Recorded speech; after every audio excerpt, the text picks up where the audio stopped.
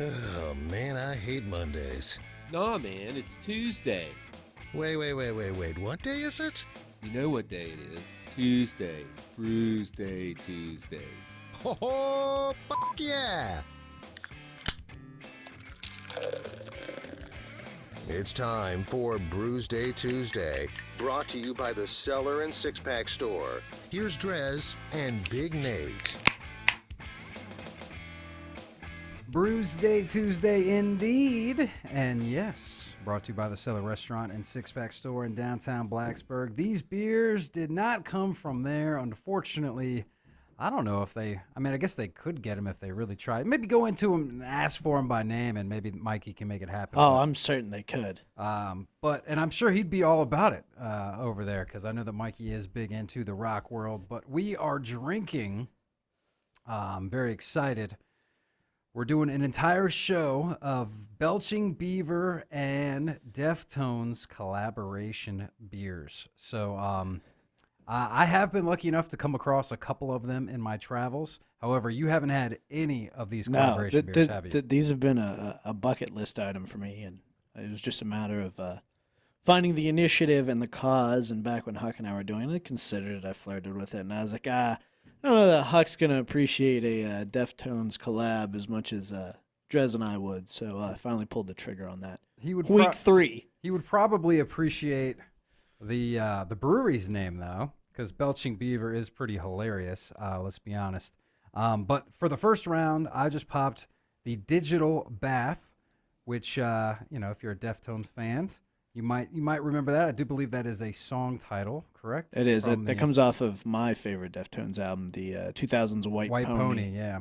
So it says it's a smooth and juicy New England style IPA, which is one of my all-time favorites. The band was looking for something loaded with citrus and tropical notes, and this is the perfect style to emulate this flavor profile. And you can actually see on the label, you got the Belching Beaver logo in the background, as well as the white pony on there, which is pretty damn cool.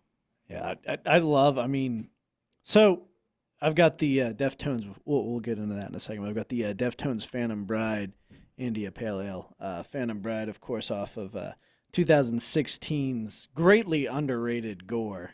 And if I'm not mistaken, I think that was, with our little bit of research, that was the first collaboration. Yep. And that was, I guess, what started. It was back in 2016. The album was coming out. I guess the guys were a fan of the brewery and going down there enough, and they were like, oh, let's make a beer. Yeah, it very much so. Like it says clear back here, it's truly original Deftones Belching Beaver collaboration envisioned by Chino Moreno and skillfully crafted by Thomas Peters. So it sounds as if Chino's like, look, man, we need our own beer. We got to – and band merch is a big thing. You go to the show and you get your T-shirt, and it's a whole part of the experience. I like this mentality of having something that you can actually consume, so it extends that experience. Now, granted, I've still never they are as well as this being a bucket list beer for me. I've still never seen Deftones live. Neither have I. And so hopefully we got this checked off the list. Deftones will hear my cries. And so, but that you brought up good points. So, do you think when they tour around, they bring these beers with them, and then that's like you can buy them at the shows? I would hope so, because that was going to be my too. I think that'd be cool as hell. And obviously, Metallica has their Inner Night, and I don't know if they tour with it because I haven't seen Metallica since I was drinking age. But I think if you've got it, you've almost got to. That was one thing that disappointed me when I saw Iron Maiden a few years back. They did not have the Trooper. But it makes sense when you look at the actual cost of getting the Trooper in your home. It's hard to do. Well, and that's where I'm kind of on the fence about it. I bet, because for those that don't know, Deftones and definitely Belching Beaver is out of California. Where exactly? I'm trying. San Diego. So and Deftones are out of Sacktown, Sacramento. So, but around that area. So I would imagine shows out that way would have them, but. You're already having to lug around gear and all this. Could you imagine having to lug around all of that beer? Because think about how many beers get drinking at a show. That would be another 2 or 3 semis.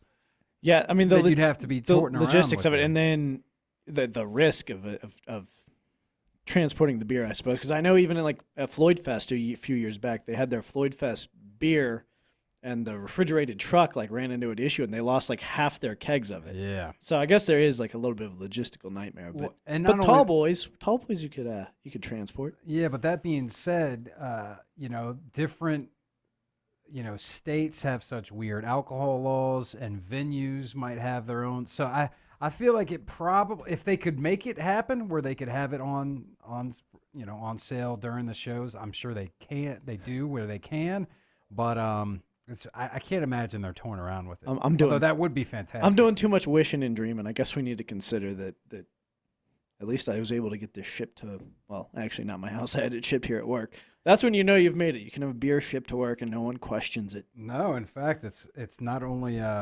appreciated, it's very much encouraged. And again, this is one of those things that really that started with COVID. The shipping of the beers and that being fine. So, I mean, and since COVID's over, obviously, it's good to see it's still going. Nah, but this is really cool, man, that you're able to get your hands on this. So I've had the Phantom Bride before. I think I pulled it up and untapped to see. Actually, I didn't see when and where. I was mainly looking at what I gave it score-wise. So I had that beer.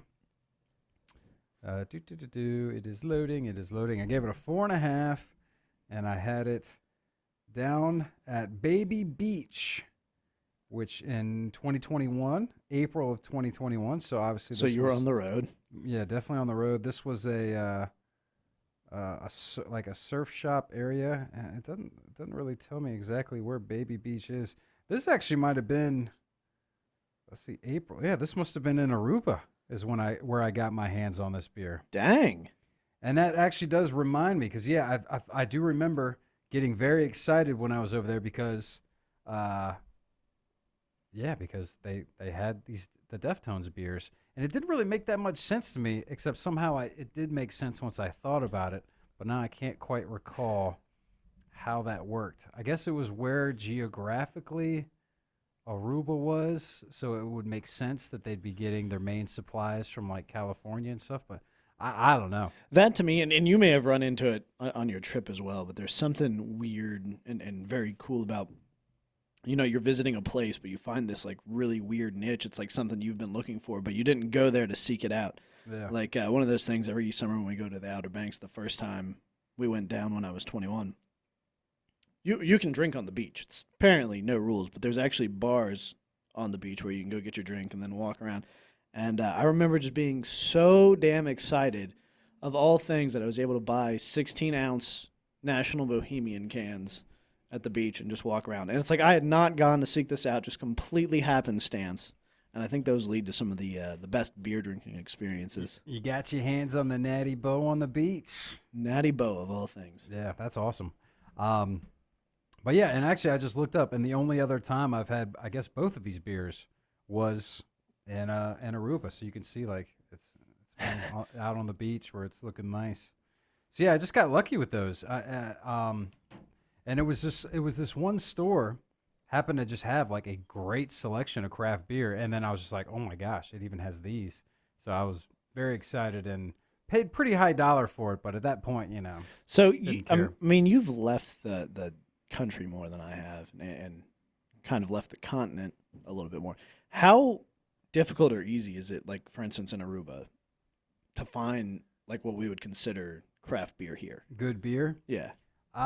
It's a crapshoot. Like these, believe it or not, were right there in the supermarket. Like we had been looking and trying to find like the more just kind of like little shops or whatever. But then we finally went to like the big supermarket, and sure enough, it had the better selection than anywhere. So it's really kind of a crapshoot, man. I mean, you check the grocery stores, and sometimes that's where you're going to have the better selection. But a lot of the times, the proper spots are like the beer shops. But you just got to look it up or ask around. I mean, really anybody. If you go to the bar and you find somebody that's into craft beer, a lot of the times, especially non-America, like it's not as big of a thing. Yeah. So you'll go up there and you ask like if they have any craft beer, and they might look at you, sideways, because they're like, oh, yeah, just drink a Guinness or whatever. But if you find somebody that's into it, then they'll let you know. Or if you go to a brewery, because obviously when we're going around, we always like to look for breweries. if you go to the breweries and ask them like, hey, is there any, is this available in any stores? Is there any good bottle shops around here? They're the ones that are going to be able to tell you. That's the other thing that I think is fantastic about the craft beer culture is, I mean, you can go to a brewery and then they will tell you not just to where to find their product, but they'll point you in the direction, if you are a serious craft beer drinker, where you need to go. Mm-hmm. And it truly is not just it doesn't really do a good job of embracing that commercialism aspect of it, because really everyone just wants a good beer. Yeah, there's no question. And I tell you what, man, not only is it nice when you have a good beer that has a cool theme that's tied in with the band that you might like, but when it's actually good beer, because I'll be honest with you, and I think in the next segment we might delve into some of the other collaborations and stuff. They're not all winners, but Belching Beaver, I gave the one that you're drinking right now a 4.5. This one, it's New England. It's more my style, you know. It's that haziness that I love. So this one actually is probably a solid 5.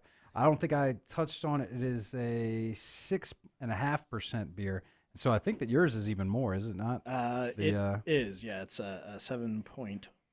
So yeah, that's pretty solid. But man, I mean, such a great beer. I mean, when you can tie in both great beer and a great collaboration with an awesome band, I mean, you really can't lose with this one, man. So kudos to you. Thanks again for ordering this stuff. It is delicious. I was pretty stoked on this one. I knew because you've had similar experiences, like you said. We'll talk about it in the next segment. But I've had those experiences where it doesn't live up. But I knew Deftones kind of going to take something seriously, and the fact that they've aligned with this one brewer, Phantom Bride IPA. It's got the it's more of a West Coast style. It's got the Amarillo, the Citra, Simcoe, and coming in at 7.1. And you gave it a 4.5. I got to be honest with you, the Phantom Bride IPA, I'm going to go ahead just in the interest of fairness. I'm giving it a 4.75, and we'll see what happens in the next segment. Awesome. Wow. All right. For an IPA, that's pretty good. It must be the Deftones that's really it's good? Very like crisp, refreshing. It's kind of got like a little bit of a fruity note to it. And I don't know if it's just the snow on the ground, but I'm dreaming of summer. This would be a perfect summer beer. Nice. Yeah. Imagine drinking that on the beautiful beaches of Aruba. That's where I gave it a nice 4.5. So there you go. First round of Belching Beaver Deftone collaborations are getting some good marks, and I got a feeling it could get even better. Who knows? We'll find out. We'll take a quick break. We'll play some Deftones, and we'll come back. It's Brewsday Tuesday right here on 105.3 The Bear.